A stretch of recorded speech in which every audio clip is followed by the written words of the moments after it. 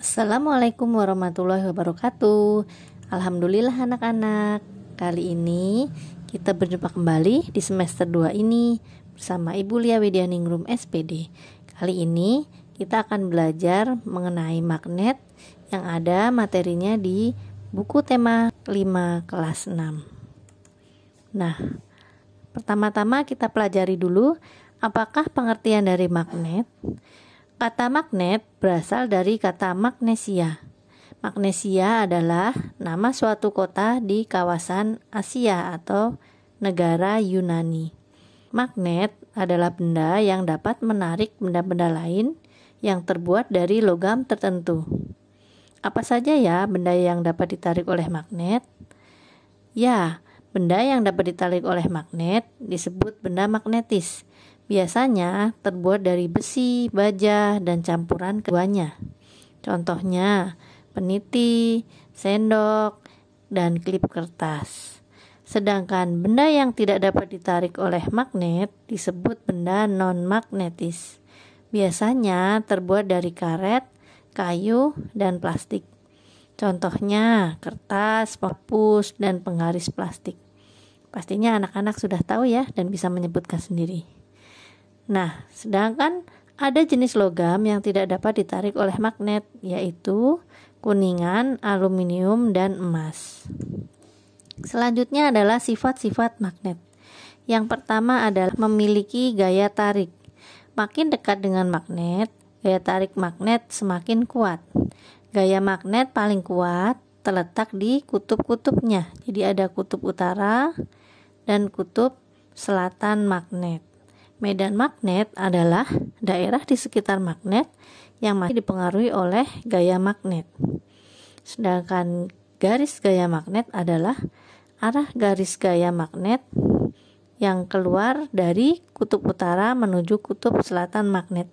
Di sini anak-anak bisa perhatikan ya, perhatikan gambar arah panahnya yaitu dari kutub utara menuju ke kutub selatan. Selanjutnya adalah sifat-sifat magnet. Sifat magnet memiliki dua kutub, yaitu kutub yang sama dari dua magnet apabila didekatkan akan saling tolak-menolak, sedangkan kutub yang beda akan saling tarik-menarik. Kalau anak-anak dekatkan suatu magnet, dua buah magnet, nanti ada magnetnya itu bisa tarik-menarik. Nah, ketika tarik-menarik itu berarti adalah dua kutub yang berlawanan. Sedangkan ketika kedua magnet didekatkan dia saling tolak-menolak, artinya itu adalah kutub yang sama. Pada keadaan bebas, magnet akan selalu menunjuk ke arah utara dan selatan. Contohnya kompas. Ini ya, gambar mengenai sifat-sifat magnet. Yang pertama adalah ada kutub utara berdekatan dengan kutub utara, nanti dia akan tolak-menolak, tidak mau menempel. Dan yang kedua, kutub selatan dengan selatan sama, dia akan tolak-menolak. Sedangkan gambar yang saling tarik-menarik ini, kutubnya berbeda, yaitu selatan dan utara dan selatan, dia akan saling menempel.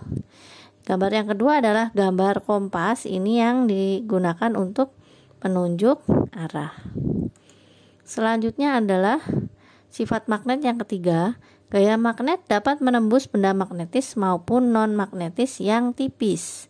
Perhatikan di sini ada sebuah magnet dan di atasnya adalah kertas atau triplek yang tipis ya, yang ditaruh paku di atasnya. Ketika magnet itu digeser-geser, maka paku-paku itu juga ikut bergerak mengikuti gerakan magnetnya.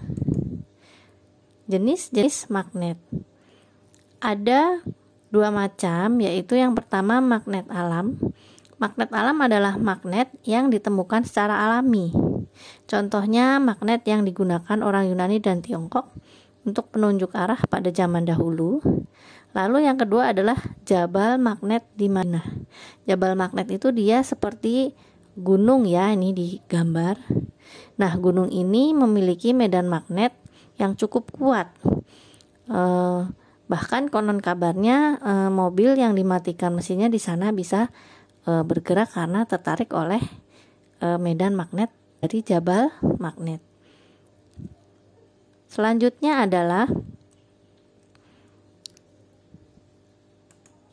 magnet buatan. Kalau yang pertama tadi magnet alami, sekarang magnet buatan. Magnet buatan adalah magnet yang sengaja dibuat oleh manusia.